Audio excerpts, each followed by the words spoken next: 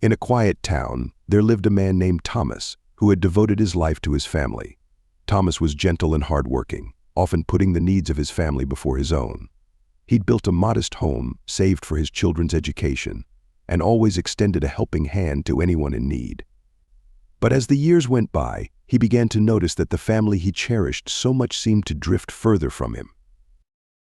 One by one, his children moved away, and while he kept in touch, their calls became infrequent.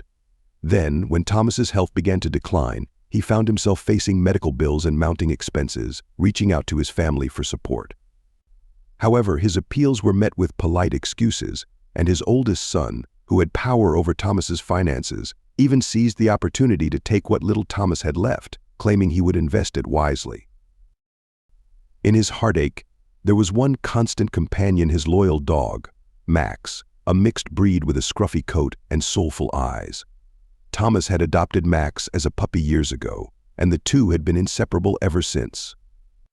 Max seemed to understand Thomas's unspoken sorrows, pressing his head into his lap on days when Thomas felt alone, and faithfully staying by his side as he grew weaker. As Thomas's health deteriorated, his family became even more distant.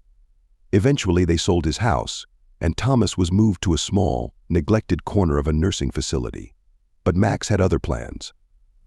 Every morning, the dog would find his way from Thomas's old neighborhood, over hills and through back streets, to be by his master's side. The staff grew accustomed to Max's presence, allowing the dog to stay with Thomas during the day, knowing he would always find his way back if they tried to send him away. One chilly autumn morning, Thomas took his last breath, his hand resting on Max's head. The family arrived a few days later to finalize paperwork, speaking in hushed tones about Thomas's meager assets and making arrangements without so much as a glance at the loyal dog who lay by his side. But Max didn't seem to care about the family's indifference. He waited for days by the spot where Thomas had passed, looking up expectantly every time the door opened, as if his best friend might return. Eventually, a kind nurse who had noticed the bond between Thomas and Max took the dog in, honoring the loyalty that the family never showed. And so Max lived out the rest of his days with someone who understood the power of loyalty and love, carrying on the memory of his beloved master, whose heart had held more love for his family than they'd ever shown him in return.